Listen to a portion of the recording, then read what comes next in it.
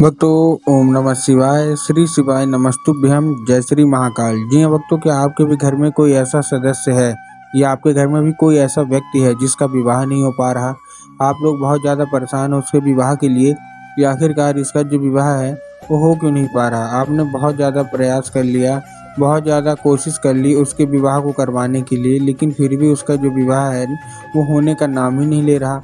आपको समझ में नहीं आ रहा कि आखिरकार इसका जो विवाह है वो हो क्यों नहीं रहा। तो ऐसे में कौन सा उपाय करें ताकि उसका जो विवाह है वो हो जाए। आज की इस वीडियो के माध्यम से हम आपको बताने वाले हैं क्या करना है, कैसे करना है, पूरा आपको समझाने वाला हूँ। तो बस उपाय ध्यान से सुन के अच्छे से करिएगा ज़रूर। अगर आपने आज का ये उपाय ध्यान से सुन के अच्छे से कर लिया तो अवश्य रूप से आपके घर का जो कोई भी व्यक्ति है जिसका भी विवाह में अड़चनें आ रही हैं, समस्या आ रही हैं, अवश्य रूप से उसकी समस्या दूरी होगी और उसका जो विवाह है वो अवश्य रूप से होगा ही होगा। देखिए, आपको भी पता है कि जो पूज्य गुरुदेव की जो कथा होती है उसमें लाखों की भीड़ आती है। कैसी भीड़ आती है? लाखों की भीड़ आती है। और जब गुरुदेव की कथा में लाखों की भीड़ आती है तो वहाँ ज़्यादातर जो भक्त रहते हैं वो क्या करते हैं, पत्र के द्वारा अपनी मनोकामना गुरुदेव तक पहुँचाते हैं। किसके द्वारा पहुँचाएंगे? पत्र के द्वारा। तभी गुरुदेव की कथा चल रही थी, आज से 4 से 5 महीना पहले की बात है। गुरुदेव की कथा चल रही थी और गुरुदेव की कथा में लाखों की भीड़ आई। अब जब गुरुदेव की कथा में लाखों की भीड़ आई तो वहाँ ज़्यादातर जो भक्त थे उन्होंने क्या किया, पत्र के द्वारा अपनी मनोकामना जो है वो गुरुदेव तक पहुँचाई। अब जब गुरुदेव के पास पत्र पहुँचा और गुरुदेव ने पत्र पढ़ा तो वहाँ गुरुदेव ने देखा कि ज़्यादातर जो भक्त है ना उनकी क्या है, केवल और केवल एक ही मनोकामना है। क्या मनोकामना है? जो भी माता पिता थे कि एक ही मनोकामना थे कि गुरुदेव हमारा जो बच्चा है उसका जो मन है वो क्या हो रहा है, उसका जो मन है मतलब विवाह में नहीं हो रहा, मतलब उसका जो ज़िंदगी है ना वो बहुत ही ख़राब हो चुकी है। उसका क्या हो रहा है, उसका जो विवाह है वो नहीं हो पा रहा। हम लोग बहुत ज़्यादा परेशान हैं कि आखिरकार इसका जो विवाह है वो हो क्यों नहीं रहा। हमको समझ में नहीं आ रहा कि आखिर ऐसा क्या हो गया जिसके कारण उस व्यक्ति का जो विवाह है वो हो क्यों नहीं रहा। हर एक बात ठीक चल रही होती है, सब कुछ ठीक चल रहा होता है, लेकिन अंत में आके कुछ न कुछ ऐसा होता है जिसके कारण उसका जो विवाह है वो टूट जाता है, रुक जाता है। कृपया करके कोई उपाय बता दें ताकि उसका जो विवाह है वो हो जाए। तो उसकी जो उम्र है वो धीरे धीरे करके गुजरती जा रही है। हमारी समझ में नहीं आ रहा कि आखिरकार अब इसका क्या होगा, है ना। कोई 30 साल का हो गया, कोई 35 साल का हो गया, कोई 40 साल का हो गया, यहाँ तक कि 45 साल के भी लोग हो गए हैं, लेकिन अभी भी उनका जो विवाह है नहीं हो पा रहा। हम लोग बहुत ज़्यादा परेशान हैं। हमने क्या कुछ नहीं किया, हमने बहुत ज़्यादा मतलब पंडितों को दिखा लिया, बहुत ज़्यादा कुंडली भी मिलवा ली, लेकिन फिर भी उस व्यक्ति का जो विवाह है वो होने का नाम ही नहीं ले रहा। कृपया करके हमको कोई उपाय बता दें। जब गुरुदेव ने ये देखा तब गुरुदेव ने 2 से 3 उपाय बताए और कहा केवल और केवल ये उपाय कर लेना, अवश्य रूप से तुम्हारी जो भी इच्छा है, जो भी मनोकामना है, अवश्य रूप से वो पूरी होगी ही होगी।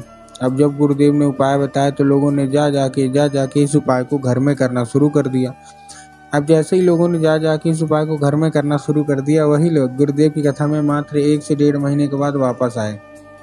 अब जब वही लोग गुरुदेव की कथा में वापस आए तो उन्होंने क्या किया, फिर से एक बार गुरुदेव को पत्र लिखा। लेकिन ये वाला जो पत्र था ना, ये गुरुदेव को धन्यवाद के रूप में पत्र था कि गुरुदेव धन्य हो आपका, आपके द्वारा बताया गया उपाय हमने कर लिया है। हमारी सारी की सारी जो इच्छा थी, सारी की सारी जो मनोकामना थी वो पूरी हो गई है। आपका कोटि कोटि धन्यवाद।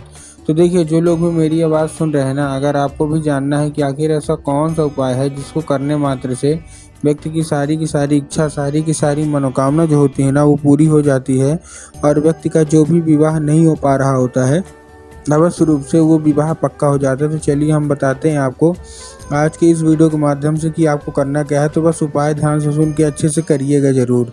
लेकिन उससे पहले चैनल पे अगर पहली बार आए हैं और आवाज़ मेरी पहली बार सुन रहे हैं तो वीडियो कर दें लाइक और चैनल को भी कर लें सब्सक्राइब, ताकि पूजनीय पंडित प्रदीप जी मिश्रा के रोज़ नए नए उपाय जो कि मैं उनकी कथा से सुनता हूँ, श्रवण करता हूँ, सबसे पहले मैं आपको प्राप्त करा सकूँ। ठीक, तो देखिए, जो हमारा सबसे पहला उपाय है उस उपाय में आपको करना क्या है। जो हमारा सबसे पहला उपाय है, इस उपाय में आपको लेना क्या है, सबसे पहले आपको 3 काली मिर्च और 1 धतूरा लेना है। सबसे पहला जो उपाय है, 3 काली मिर्च और 1 धतूरा।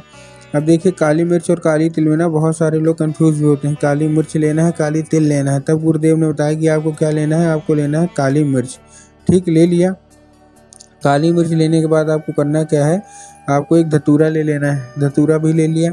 धतूरा लेने के बाद आपको करना क्या है, जैसे आपने धतूरा ले लिया, धतूरा लेने के बाद आपको उसी व्यक्ति को दे देना जिसका विवाह नहीं हो पा रहा, ठीक, मतलब उसी को दे देना जिसका विवाह नहीं हो रहा।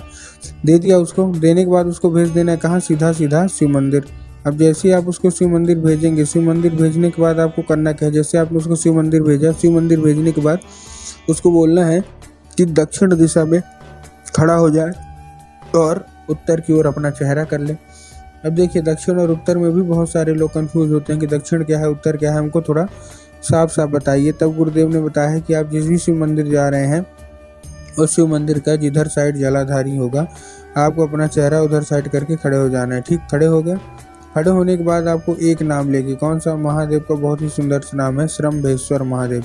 तो बस आपको करना क्या है, आपको श्रम्भेश्वर महादेव का नाम लेके उन्हीं का स्मरण करके आपको चुपचाप से क्या कर देना है, आपको अर्पित कर देना है बस। पूज्य गुरुदेव कहते हैं कि अगर आपने केवल इतना ही किया तो श्रम्भेश्वर महादेव अवश्य रूप से प्रसन्न होंगे ही होंगे। ये था हमारा पहला उपाय। अब हम चलते हैं अपने दूसरे उपाय की ओर। अब देखिए जो दूसरा उपाय है उसमें आपको क्या करना है, ये वाला जो उपाय है ये 11 लाल फूल का उपाय है। क्या करना है इसमें, आपको 11 लाल फूल लेने हैं। अब 11 लाल फूल आप कोई सा भी ले सकते हैं, गुलाब का ले लीजिए, गुड़हल के ले लीजिए, जो भी आपको पसंद आए आप फूल ले लीजिए। बस एक दो चीज़ का ध्यान रखना है कि जो फूल है वो कहीं से भी कटा फटा या खंडित नहीं होना चाहिए, कहीं से भी खराब नहीं होना चाहिए, ठीक। बहुत सारे लोग लेने में गलती क्या करते हैं कि फूल ले तो लेते हैं लेकिन वो गलती यही करते हैं कि फूल लेने में उनको ध्यान ही नहीं रहता, तो आपको इससे बचना है, ठीक। आपने ले लिया, बहुत सारे आपको ध्यान ये भी रखना है कि जो फूल है वो एक किस्म का होना चाहिए। एक किस्म का मतलब अगर आप गुलाब का ले रहे हैं तो केवल गुलाब का लीजिए, अगर आप गुड़हल के ले रहे हैं तो केवल आप गुड़हल के लीजिए। ऐसा नहीं करना कि 2 फूल गुलाब के ले लिए, 3 फूल गुड़हल के ले लिए, 4 फूल किसी और के ले लिए, ऐसा आपको नहीं करना, ठीक। ले लिया, लेने के बाद आपको करना क्या है, जैसे आपने ले लिया, लेने के बाद आपको पहुंच जाना है सीधा सीधा शिव मंदिर। अब आपके दिमाग में आएगा कि जाएंगे और बाबा भोलेनाथ के ऊपर अर्पित कर देंगे, जो कि पूर्णतः गलत है। बहुत सारे लोग यहाँ यही गलती करते हैं कि क्या करते हैं ना, आधा अधूरा उपाय सुनते हैं और जाएंगे और बाबा भोलेनाथ के ऊपर अर्पित करके आ जाएंगे, जो कि पूर्णतः गलत है। आपको क्या करना है, आपको बाबा भोलेनाथ के ऊपर अर्पित नहीं करना। आपको कहाँ अर्पित करना है, आपको अर्पित करना है माता अशोक सुंदरी के ऊपर। अब देखिए जिसको पता है कि माता अशोक सुंदरी की जगह होती कहाँ है उनका तो चलिए ठीक है, लेकिन बहुत सारे तो ऐसे भी लोग हैं जिनको यही नहीं पता कि माता अशोक सुंदरी की जगह होती कहाँ है। तब गुरुदेव ने बताया कि जो जलाधारी है, जलाधारी के बिल्कुल बीचों बीच किसकी जगह होती है, माता अशोक सुंदरी की जगह होती है। तो बस आपको करना क्या है, माता अशोक सुंदरी की जगह पे आपको चुपचाप से क्या कर देना है, आपको अर्पित कर देना है बस। पूज्य गुरुदेव कहते हैं कि अगर आपने केवल इतना ही उपाय कर लिया ना तो अवश्य रूप से आप देखेंगे कि माता अशोक सुंदरी की कृपा आपके ऊपर होगी ही होगी। और आपका जितना भी मन है जो बिल्कुल भी नहीं लगता आप मतलब उसका विवाह में नहीं हो रहा, कोई ना कोई समस्या कोई ना कोई अड़चन विवाह में आ रही है, तो अवश्य रूप से उसका जो विवाह है ना वो अच्छे से होगा ही होगा।